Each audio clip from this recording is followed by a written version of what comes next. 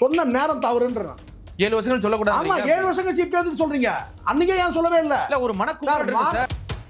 இந்த அம்மா பேர் கேட்பாங்களாம்மா, அந்த அம்மா வந்து நான் இப்ப சொல்ல விரும்பல சொல்லிட்டு அப்படியே இந்த கதையெல்லாம் இங்க வேண்டாம். இப்ப என்ன உங்களுக்கு பிரச்சனை? இப்ப எதுக்கு பேசுறீங்க? நீங்க பத்தினி தானே, பாதிக்கப்பட்டீங்கல்ல, ஏன் பேரை வந்து அப்புறம் சொல்றீங்க? எதுக்காக? இந்த 7 வருஷம் கழிச்சு பேசுறது ஒரு அசைன்மெண்ட் இருக்குங்க பண்றாங்க. அந்த 2 எழுத்து இசையமைப்பாளர் அவர்தானா? ஆமா எல்லாம் 2 எழுத்து 4 எழுத்து சொல்றீங்க. என்னடா உங்களுக்கு பிரச்சனை? முதல்ல காவல் நிலையத்தை புகார் கொடுங்க, நீதிமன்றம் போங்க.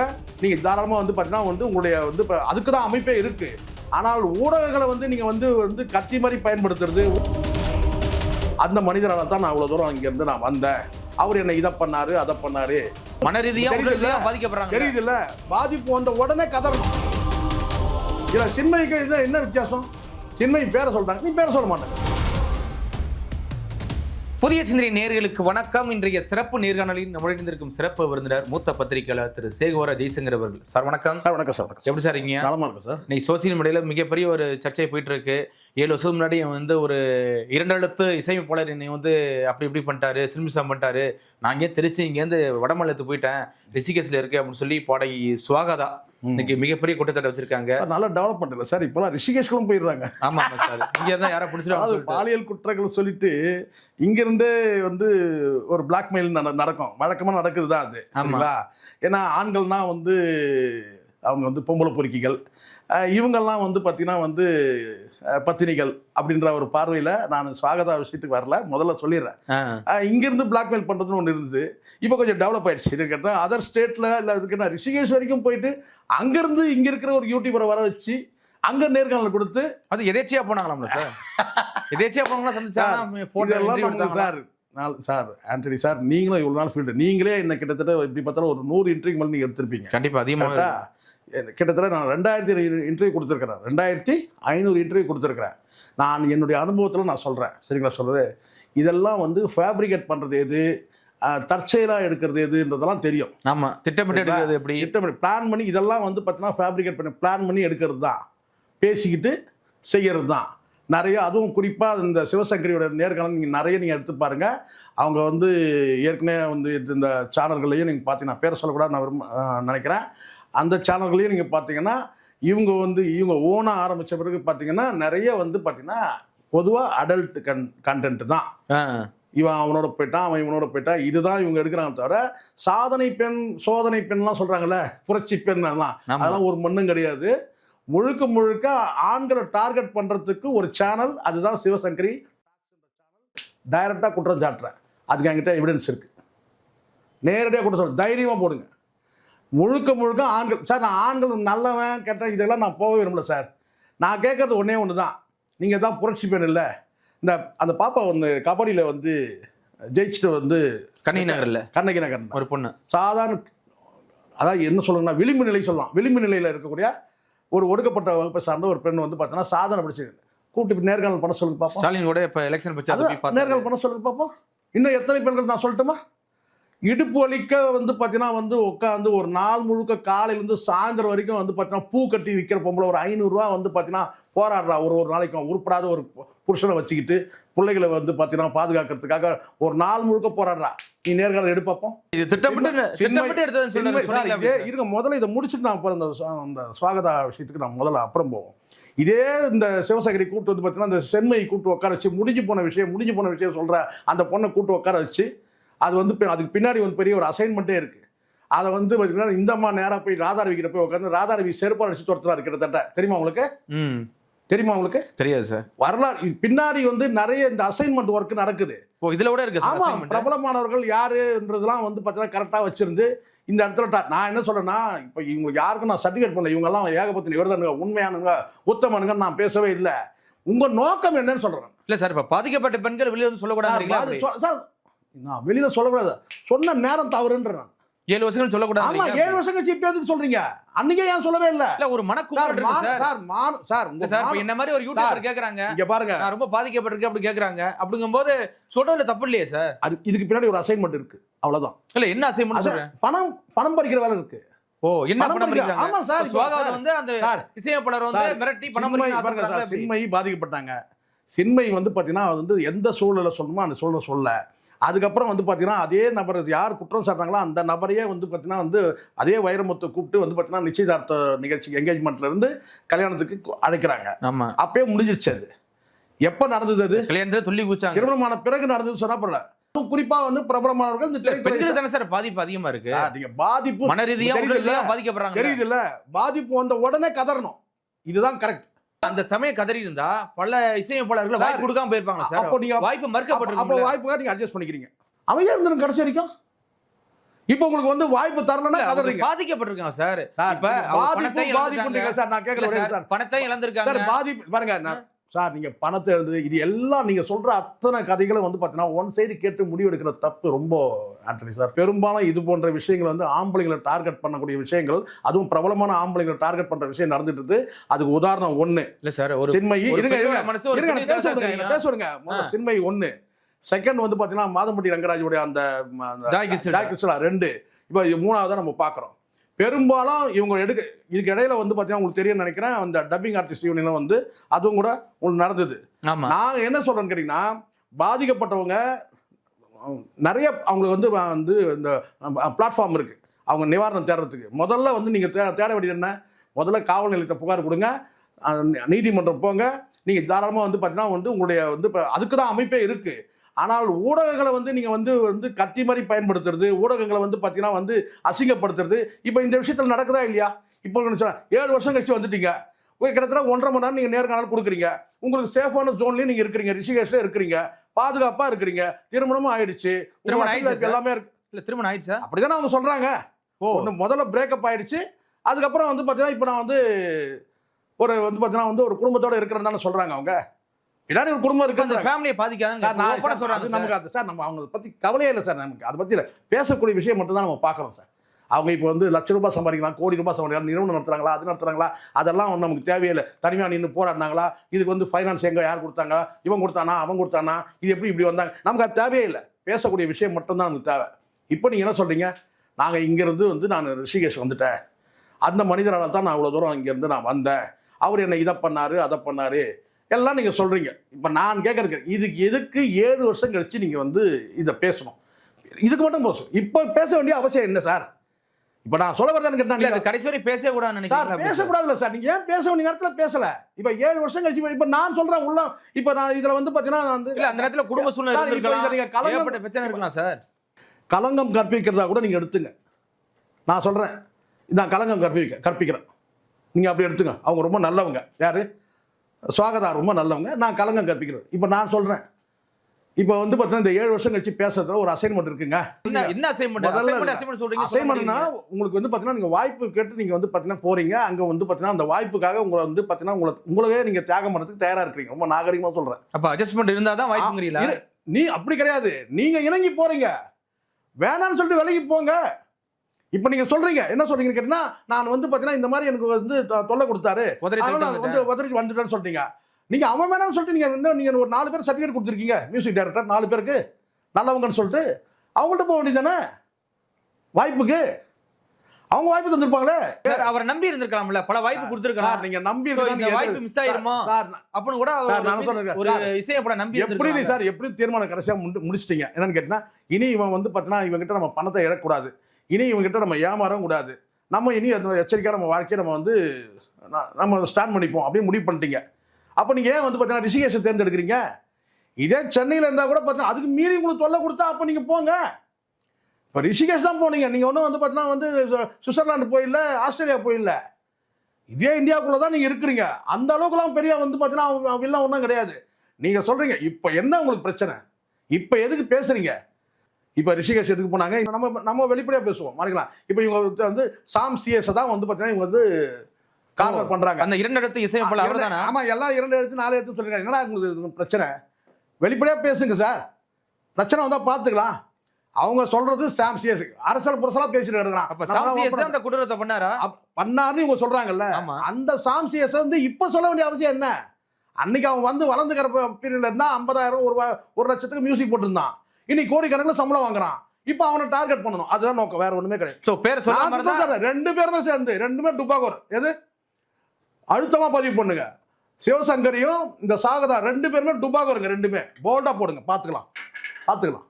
இல்ல இப்போ என்ன அவங்க பணத்தை பறிக்கணும் சார். இப்போ அவங்க கோரிக்கை சம்பளம் வாங்குறான். இப்போ அவங்க பணத்தை பறிக்கணும், அதான் நோக்கம். இந்த சாம் சிஎஸ் வந்து இப்போ வந்து காம்படிஷன் வராரு. சாய் அபயங்கரோட சார் இவங்கெல்லாம் போயிடும் சார். இவங்க பேர் முடிஞ்சிச்சு, நல்லா புரிஞ்சுக்கணும். இந்த ஏஆர் ரஹ்மான், ஏன் இன்னும் சொன்ன ஜிவி, ஏன் அனிருத் கூட பார்த்தீங்கன்னா அவங்கள்ட்ட வந்து பார்த்தீங்கன்னா காலம் ஃபினிஷ் ஆகுது. இப்போ பீக்கில் இருக்கிறது வந்து பார்த்தீங்கன்னா வந்து சாய் அபயங்கர், அடுத்தது வந்து பார்த்தீங்கன்னா வந்து சாம் சிஎஸ். இப்போ இந்த இடத்துல வந்து என்ன, இப்போ கோடிக்கணக்கில் சம்பளம் அடுத்த கட்டமாக இவங்க தான் வாங்குறாங்க. அடி நொறுக்கி இருக்கலாம் மியூசிக். இதில் புஷ்பா 2ல பேக்ரவுண்ட் மியூசிக் மொத்தமாக அலற விட்டான் டோட்டலா. புரியுதுங்களா? இப்போ இவனை காலி பண்ணும். அதுக்காக இவன் நல்லவன், இவன் எதுவும் பண்ணலை, இதெல்லாம் நான் வந்து பார்த்தீங்கன்னா டார்ச் லைட் அடிச்சு பார்க்கல. புரியுதா சொல்லுது? குற்றச்சாட்டு இவங்க சொல்கிறாங்க. வெறும் ஒரு சைடு மட்டுமே நான் எடுத்துக்கிட்டுலாம் நான் பேச மாட்டேன். அங்கே அவங்ககிட்ட கேட்டால் தான் தெரியும் இவங்க என்னெல்லாம் பண்ணாங்கன்னு சொல்லிட்டு. இங்கே பல பெண்கள் வந்து கமெண்ட்ல நிறைய அவர் பேர் வருது சார். அவர் ஓப்பனா பேசலாமே சார். இருங்க சார், இப்போதானே சார் வந்திருக்கு. இப்போ நான் சொன்னேன் இவங்களும் இன்னும் ஓப்பனாக பேசல. நல்லா இருக்கு, நியாயம் பேசுறீங்க. நீங்கள் பேர் சொன்னீங்க, நீங்கள் பத்தினி தானே, பாதிக்கப்பட்டீங்கல்ல, ஏன் பேரை வந்து அப்புறம் சொல்றீங்க? எதுக்காக இப்படி போட்டு கம்ப்ளைண்ட் கொடுத்ததுக்கு அப்புறம் சொல்லலாம் கூட எதிர்பார்ப்பாங்க. ஒருவேளை கொலை மிரட்டல் அவங்க சொல்றது நீங்க சொல்றீங்க மிகப்பெரிய மிஸ்லீட். முழுசா கேட்டீங்களா? நீங்க அவங்க நேர்காணல் முழுசா கேட்டீங்களா? புகார் கொடுத்து என்னால தான் அலைஞ்சிட்டுலாம் இருக்க முடியாது, இதுக்கெல்லாம் புகார்லாம் கொடுத்து அது பண்ணி இது பண்ணலாம் அலைஞ்சிட்டுலாம் இருக்க முடியாது அப்படின்னு நீங்க சொல்லிட்டீங்க. அதனால பேரை கெடுக்கிறதுக்காண்டி சொல்றாங்க. இப்போ சரி, இப்போ என்ன நோக்கம் அது சொல்லுங்க. இப்போ எனக்கு ஒரே ஒன்று தான் தெரியணும். இப்போ இந்த 7 வருஷம் கழிச்சு இப்போ நீங்க சொல்றீங்க இல்லையா, என்ன நோக்கம் சொல்லுங்க. இல்ல என்ன நோக்கமா இருக்குன்னு நீங்க நினைக்கிறீங்க? பணம் பறிக்கிறது தான் நோக்கம். ஏன் பயப்படுறீங்க? பேரை சொல்லுங்க. இந்த அம்மா பேர் கேட்பாங்களாம்மா, அந்த அம்மா வந்து நான் இப்போ சொல்ல விரும்பலன்னு சொல்லிட்டு அப்படியே இந்த கதையெல்லாம் இங்கே வேண்டாம்.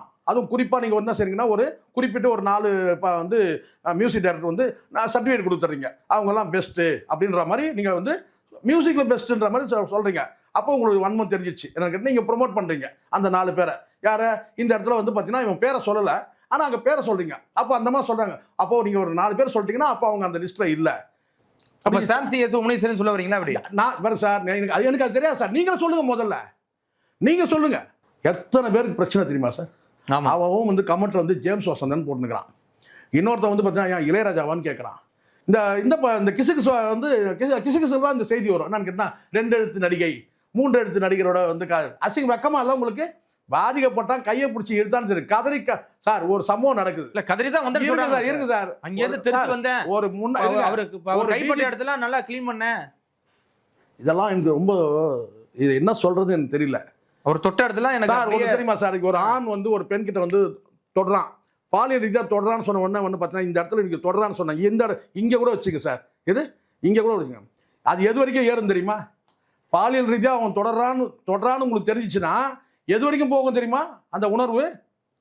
அவனுக்கு அப்புறம் நான் வேறு மாதிரி பேசினா தப்பாயிடும். அப்புறம் சும்மா இந்த லேகியன் தடவினை, இது இந்த ஆயின்மெண்ட் தடவினை, அந்த ஸ்கின்னெல்லாம் எடுத்துட்டேன். புதுசாக இருக்குது கேட்குறது, இது வரைக்கும் இது புதுசாக இருக்குது. அவர் தொட்டாலே அது தலை உச்சந்தலை முடியிலிருந்து கால் வரைக்கும் அதுதான் உணர்வு. இல்ல சார், அவர் தப்பு பண்ணதுனால தான் வந்து காலில் விழுந்து மன்னிப்பு கேட்டாரு. கூட என் தங்கை இருந்தாங்க, எங்க அம்மா இருந்தாங்க. நான் உங்கள்கிட்ட ஒண்ணே ஒன்று கேட்குறேன், இதெல்லாம் நீங்க பாத்தீங்களா? அவங்க சொல்றாங்க, ஒரு சைடு அவங்க சொல்றாங்க சார், இன்னொரு சைடு வரல. இன்னொரு சைடு நீங்க ஆளே சொல்லலையே. காலில் விழுந்தான், கதர்னா, வந்து பார்த்தீங்கன்னா மன்னிப்பு கேட்டான், மனைவி வந்து பேசுனாங்க, எத்தனையும் நீங்க சொல்றீங்க, அத்தனையும் சொல்றீங்க. என் பேரை சொல்ல மாட்டீங்க, சொல்லுங்க. பயம் இருக்கு. பணம் பாயெல்லாம் கிடையாது, பயப்படுறாங்க பேசுறீங்கனால. இங்கிருந்து வர சொல்லி உங்களுக்கு வந்து பார்த்தீங்கன்னா வந்து அதுவும் குறிப்பாக அவங்க சொல்கிறாங்க 4 பேர் எனக்கு கூட பிறந்தவங்க, மீதி 3 பேர் இங்கே வந்து ஒருத்தரவுனா லண்டனில் ஃபாரினில் இருக்காங்க, மீதி 2 பேர் 3 பேர் இங்கே தானே இருக்கிறாங்க. சும்மா ஆண்டனி, இதெல்லாம் வந்து இதுங்க நிறைய டுபாகூருக்கு நிறைய வந்துருச்சு. இப்போ தன் கணவர் அப்படி கிடையாது. அவனுடைய வளர்ச்சி வந்து பார்த்தீங்கன்னா இன்னைக்கு வந்து வேற லெவலில் வளர்ச்சி அடைஞ்சிருக்கும் போது இப்போ கரெக்டாக இருக்கும். ஓ, வெயிட் பண்ணி அடிக்கிறாங்க. சரி ரைட், அப்படி இப்போ பேர் சொல்லுங்களேன். இப்போ ஏன் பேர் சொல்லலை? இப்படி போட்டா, இப்போ உதாரணத்துக்கு ஒரு சின்ன விஷயம் சொல்ற பாருங்க, இப்படி போட்ட உடனே கேட்டா அவன் பேச்சுவார்த்தைக்கு வருவான். ஓ, பெருசா கறக்கலாம், அதான் நோக்கம். ஆதாரம் இருக்காதா சார்? சார் நான் தான் சொல்றேன் சார், ஆதாரம்லாம் தேவையில்ல சார். பொம்பளை குற்றச்சாட்டு சொல்லும் போது நீங்க தான் உச்சி கொட்டுறீங்களா, அதான் ஆதாரம் சார். ஒன்று சொல்லட்டுமா உங்களுக்கு? ஒரு டிஜிபி வந்து பார்த்தீங்கன்னா வந்து சிஎம் கான்வாய், ஒரு போலீஸ் ஆஃபீஸர் வந்து பார்த்தீங்கன்னா வந்து இன்னொரு ஃபீமேல் ஆஃபீஸர் வந்து, அதுவும் உயர் ஹையர் அத்தாரிட்டி, அவர் உச்சம். ஆமா சரிங்களா, டிஜிபி. அவர் வந்து பார்த்தீங்கன்னா வந்து ஒரு பெண் அதிகாரிகிட்ட தவறான அடுத்த செகண்ட் அந்த அம்மா வண்டியை நிறுத்தி இது வாகனம் நிறுத்த சொல்லி அது நிறுத்துறது எவ்வளோ முதல்ல அந்த கான்வாயை நிறுத்த சொல்லி வெளியே வந்து அப்பவே புகார் கொடுத்து எந்த அளவுக்கு கொண்டு போனாங்க சார். பேட்டி எடுக்கணும்ங்கறீங்களா? பாருங்க சார், நம்மளே இத பத்தி பேசலாம். அப்படி இல்ல, யாராவது இல்ல அந்த கமெண்ட் இருக்கும், ஏன் வந்து ஏன் இவ்வளவு தாமதமா வந்து நீங்க இப்போ புகார் கொடுக்குறீங்க, இப்போ கூட ஏன் நீங்க பேர் சொல்லாம இருக்கீங்க, நாங்க தான் இருக்கிறோம், நீங்க பேர் சொல்லுங்க ஏன் கேட்கல கமெண்ட்ல இருக்கிறவ. இதெல்லாம் செட்டிங், இது செட்டிங், கமெண்ட்டே செட்டிங். அந்த மியூசிக் டைரக்டர் இருக்காங்க பேர் என்ன வந்து அந்த சாம், அவன் மேலே வந்து பார்த்தீங்கன்னா வந்து 1 கோடி ரூபாய் மோசடி பண்ணிட்டான்னு சொல்லிட்டு ஒரு புகார் பதிவாயிருக்கு. தெரியுமா அது உங்களுக்கு? ஒரு ப்ரொடியூசர் வந்து பார்த்தீங்கன்னா கம்ப்ளைண்ட் கொடுத்துருக்கான் 1 இயருக்கு முன்னாடி. இப்படி அவனுக்கு வந்து பார்த்தீங்கன்னா எதிர்ப்பு வளையங்கள் ஜாஸ்தி இருக்குது. அவன் மைனாரிட்டி, இனி இதையும் சொல்கிறேன் நான், அவன் மைனாரிட்டி. சாய் அபயங்கர் வந்து பார்த்தீங்கன்னா வந்து அவன் இந்த சங்கி கோஷில் வந்துடுவான். சொல்கிறது அந்த அரசியல் பின்னாடி இருக்குது, இதுக்கு பின்னாடி. அரசியல் இருக்கு. நம்மலாம் 6 அறிவு உள்ளவங்க 7 அறிவு உள்ளவங்க பகுத்து பாருங்க எல்லாத்தையும். இல்ல இப்படிலாம் ஒரு அரசியல் இருக்கு சார். சினிமாவில் இல்லாத அரசியலா சார்? என்ன சார் பேசிட்டு இருக்கீங்க? இல்லைன்னா 72 வயசு ஆயிடுச்சு வந்து பார்த்தீங்கன்னா வயசு 72 வயசு ஆயிடுச்சு வந்து பார்த்தீங்கன்னா வந்து ராதா ரவிக்கு அவர் போய் பாலியல் என்ன பண்ணாரு, மோரியல் பண்ணாரு, தைரியல் பண்ணாரு சொல்லிட்டு அவரை போய் நோன்ன பொம்பளை தான் இது இந்த சிவசங்கரி. தெரியுமா உங்களுக்கு? எல்லாத்துக்கும் நீங்க பாலியல் இழுத்துடுவீங்களா? நீங்க ஒரு சங்கத்தில் 1000 பிரச்சனை இருக்கு, ஒரு சங்கத்தில் 1000 பிரச்சனை இருக்கு, எல்லாத்துக்கும் பாலியல், இது பாலியல், இது பாலியல், பாலியல். 72 வயசு ஆயிடுச்சு சார். அவர் 2 முட்டி ஆப்ரேஷன் பண்ணியிருக்காருன்னு கேட்டால் அவர் போய் வந்து நீங்கள் பாலியல் பண்ணீங்களாமே அவரை எழுந்து வெளியே போன்ட்டார். இதெல்லாம் நீ ஒரு 30 வருஷம் முன்னாடி போய் கேட்டிருந்தாக்கா அவர் விவரிப்பார். யாரு? சாதாரண கிடையாது, வில்லாதி வில்லனாச்சா? வில்லாதி வில்ல சார், ஓப்பன் ஸ்டேஜில் சொல்லக்கூடிய ஆள் தான், எல்லாத்தையும் ஓப்பனாக பேசுறாரு. ஆமாம், ஒரு 30 வருஷம் கழிச்சு முன்னாடி போய் கேட்டிருந்தீங்கன்னா அப்போ வந்து சொல்லியிருப்பார். இப்போ நீங்கள் பேரை சொல்லாமல் நீங்கள் இப்படி சொல்லும்போது பார்த்தீங்கன்னா எத்தனை பேர் அடிப்படுது யோசிச்சு பாருங்க. வெறும் நீங்கள் வேணும் மியூசிக் டைரக்டர் பேர் மட்டும் சொல்கிறீங்களா? நீங்கள் கிடையாது. அதுக்கப்புறம் ஒரு ஸ்டேட்மெண்ட் சொல்கிறாங்க, அவர்கிட்ட வேலை செய்கிற பல பெண்கள் வந்து பாதிக்கப்பட்டிருக்கிறாங்க. முடிச்சா இப்போ அத்தனை பெண்களும் இப்போ வந்து சந்தேகப்பாடுகள் இருப்போம். அந்த மியூசிக் டைரக்டர்கிட்ட வேலை செய்யக்கூடிய இன்ஸ்ட்ருமெண்ட் பண்ணக்கூடிய ஹேண்டில் பண்ணக்கூடிய பெண்கள் அத்தனை பேருமே பாதிக்கப்படுறாங்களா இல்லையா? நீங்கள் போகிற போக்கில் அப்படியே அடிச்சுட்டு போகிறீங்க. உங்களுடைய நோக்கம், இவங்க நோக்கம் என்னன்னா இது மாதிரி பல பெண்கள் அங்கே வந்து பார்த்தீங்கன்னா பாதிக்கப்படும். அதுக்காக தான் நான் பேசுகிறேன்னா, அப்போ நீ இப்போ பேரை சொல்லாமே 2 எழுத்து இனிஷியல் சொன்னால் எத்தனை பேருக்கு 2 எழுத்து இனிஷியல் இருக்குது நீங்களே சொல்லுங்கள். எஸ்.ஏ. ராஜ்குமார் 2 எழுத்துனா தீனா 2 எழுத்துனா சொல்லுங்க. தமிழ்லையா இங்கிலீஷ்லையா? இவரா இருப்பாரா அவரா இருப்பாரு. எவ்வளோ தப்பு தெரியுங்களா? இதுதான் சாடிஸ்ட் மனோபாவம். எனக்கு தெரிஞ்சு பல முரண்கள் இருந்தால் கூட அந்தப்புறம் அந்தணன் ஒருத்தர் இருக்கிறார்ல, அந்தணன் பேட்டி, அந்த ஆள் மட்டும் தான் நேர்மையாக போய் சொன்னான். என்னன்னு கேட்டிங்கன்னா, இது அவங்க பேரை சொல்லாமல் நம்ம எதுவும் பேச முடியாதுங்க, இது வந்து சட்ட சிக்கல்லாம் வரும், இது நம்ம பேரை சொல்லணும். எனக்கு தெரிஞ்சு அந்த ஆள் ஒன்று தான் ஒரே பதில், இது ஒரே பதில். எனக்கு நிறைய பிரச்சனை இருக்குது, நான் வந்து கடுமையாக விமர்சனம் பண்ணியிருக்கிறேன். ஆனால் இந்த இடத்துல ஒரே பதில்னு கேட்டால், ஆனால் மற்றவங்களாம் நீங்கள் நேர்காணல் கொடுக்கணும் என்ன சொல்லிங்கன்னா, நீங்கள் ஒன்றும் பேரை சொன்ன கூட பரவாயில்ல, 2 எழுத்து இனிஷியல் பயில்வான் ரங்கநாதனும் பெரிய அனுபவசாலி, சரிங்களா? அவரே என்ன சொல்கிறார் கேட்டால் 2 எழுத்து இனிஷியல்னு சொல்லிட்டு போகிறாரு. அப்போ யாரெல்லாம் 2 எழுத்து இனிஷியலு? எவ்வளோ பேர் இருக்கிறாங்கல்ல? கண்டிப்பாக. ஸோ இது வந்து நான் இப்போ ஒன்றே என்னென்னா, சிவசங்கர் எடுக்கிற அத்தனை கண்டென்ட்டும் நீங்கள் எடுத்தீங்கன்னா பார்த்தீங்கன்னா வந்து அடல்ட் கண்டென்ட் தான். ஏன் நீங்கள் வந்து பெண்கள் எவ்வளோ பேர் சாதனை பெண்கள் இருக்கிறாங்க, அவங்களாம் உங்கள் கண்ணில் படலை. காரணம் கேட்டால் வியூஸ் வராது, சம்பாத்தியம் வராது. அப்போ வியூஸ் மட்டுமே அவங்க தரப்பு பாதிக்கப்பட்ட பெண்களுக்கு எதிராக நினைக்கிறாங்களா? என்ன ஒரு இது, பாதிக்கப்பட்ட பெண்கள் எவ்வளோ பேர் பாதிக்கப்பட்டிருக்காங்க. ஒரு பெண்ணை துணை நிற்கிறாங்க சார். இதெல்லாம் இந்த கதை கிடையாது. இதெல்லாம் வந்து பெண்கள் பாதிக்கப்பட்ட பெண்கள் தான் அது முழுமையாக செய்யணும், அரைக்குறையாக செய்யக்கூடாது. இப்போ தான் ஒரு கொஞ்ச நாள் முன்னாடி ஒரு பொண்ணு வந்து பேசுது, என்ன வந்து இந்த எருமசாணி விஜயகுமார் விஷயத்தில் எனக்கு 1 வருஷம் அக்ரிமெண்ட் போட்டாங்க, 1 வருஷமாக எனக்கு சம்பளமே தரல. எப்போ அதுக்கு வந்து கதைன்னா 9வது மாதம் வந்து கதறேன். என்னன்னு கேட்டிங்கன்னா, எனக்கு வந்து வாய்ப்பு, அதாவது கேட்டால் நடிக்கவும் என்னை வைக்கவே இல்லை, எனக்கு சம்பளமும் கொடுக்கவே இல்லை. பிரச்சனை என்ன? சம்பளம் தான் பிரச்சனை. அப்புறம் நான் வாமிட் எடுத்தேன், அதை எடுத்து எது எடுத்து சொன்னதெல்லாம் உங்களுக்கு தெரியும்னு நினைக்கிறேன். எப்போ சொல்லணும்? நீங்கள் 1 மாதம் உங்களுக்கு வேலை கொடுக்காம ஒருத்தர் சம்பளம் கொடுத்தாலே அது தப்பு இல்லை சார்? 1 மாதம். இப்போ நான் இந்த பொண்ணு விஷயத்தில் வரேன், சுவாகதா விஷயத்தில் கேட்டேன், 1 மாதம் உங்களுக்கு சம்பளம் தரல, 2 மாதம் உங்களுக்கு சம்பளம் தர, சம்பளம் தராமல் நீங்கள் வேலை செய்கிறீங்க, உங்கள் கையில் இருக்க பணத்தையும் கொடுக்குறீங்க. அப்போ என்ன கமிட்மெண்ட்? சும்மா அந்த கதைலாம் இங்கே நாங்கள் ஒன்றும் காதில் வலையெல்லாம் போடல. சம்பளம் 1 மாதம் 2 மாதம் சம்பளம் கொடுக்கறனாலே நீங்கள் வரணும் சார் அடுத்ததுக்கு. அப்போ அவ்வளோ பரிதாபப்பட்டுருக்கீங்க நீங்கள் அவர் மேலே அப்படின்னா உங்களுக்கு. அப்போ அந்த இடத்துல இடிக்குதே. இல்ல ஏதோ ஒரு உண்மையை மறைஞ்சிட்டு சொல்ல வரீங்க. ஏதோ ஒன்று மறைக்கிறீங்க. அப்போ உங்களுக்கு ஏதோ ஒன்று அவர் மேலே வந்து பார்த்தீங்கன்னா ஒரு கரிசனம் இருக்கு. அந்த கரிசனம் என்ன? அந்த கரிசனம் என்ன? ஏதோ ஒரு பரிவு. அந்த பரிவு என்ன? இல்ல இது போன்ற பல பெண்களே இது மாதிரி சிசிடிவி மொத்தமே நீ ஆம்பளைங்களே நீங்க அக்யூஸ் பண்ணாதீங்க சார். இங்க ஏதோ ஒன்று உங்களுக்கு வந்து பார்த்தீங்கன்னா அவர் மீது வந்த அந்த ஈர்ப்பு என்னது? அது எது? அது சொல்லுங்க. அவ்வளோ நான் இல்லைங்க, நான் பரிதாபப்பட்டேன். அப்போ எல்லாம் சினிமாவில் நிறைய பேர் வந்து அது மாதிரி பணம் இல்லாமல் கஷ்டப்படுறான். எல்லாரும் கொடுப்பீங்களா நீங்கள் நான் தர்ம ஸ்தாபனமாக நடத்துறீங்க? சொல்லுங்க. ஏதாவது ஒன்று இல்லாமலாம் கிடையாது. சும்மா இந்த வந்து பார்த்தீங்கன்னா இந்த கண்ணை கசக்கிறது இதெல்லாம் வந்து சிவசங்கரி கதை கேட்கலாம். நாம் முடியாது, கதை கேட்க முடியாது. நியாயத்தை பேசணும், சத்தியத்தை பேசணும், உண்மையை பேசணும், தர்மத்தை பேசணும். மீடியான்றது வந்து சாதாரண விஷயம் கிடையாது. ஒரு மீடியா மூலமாக ஒரு குடும்பத்தையே வந்து ஒழிச்சிட முடியாது. அவன் இருக்கிறான்னா அவன் ஒரு பொம்பளை பொறிக்கா இருந்தால் கூட பார்த்தீங்கன்னா அவனுக்கு பின்னாடி ஒரு குடும்பம் இருக்குது. பிள்ளைகள் இருக்கலாம், அம்மா அப்பா இருக்கலாம், சொந்த பந்தம் இருக்கலாம், ஒரு சமூகத்தில் வந்து ஒரு அந்தஸ்து இருக்கலாம். அவன் சபலப்பட்டான், நான் இல்லைன்னு சொல்ல, சபலப்பட்டிருக்கான். அது அவன் வாய் திறக்காம நம்ம சொல்ல முடியாது. ஆனால் நீங்கள் சொல்கிறீங்கன்னா அது உண்மையாக இருந்தால் அவன் பேரை சொல்லுங்கள். இங்கேயும் உங்ககிட்ட நேர்மை இல்லையே, இங்கேயும் உங்ககிட்ட நேர்மை இல்லையே. இந்நேரம் நேர்மையாக நான் சொல்லணும்ல. இதில் சின்மைக்கு இது என்ன வித்தியாசம்? சின்மை பேரை சொல்கிறாங்க, நீ பேரை சொல்ல மாட்டேங்கிற. இந்த சுவாகதா விஷயத்தில் வந்து ஒரு டக்குன்னு ஒரு முடிவுக்கு வந்துடாதீங்க.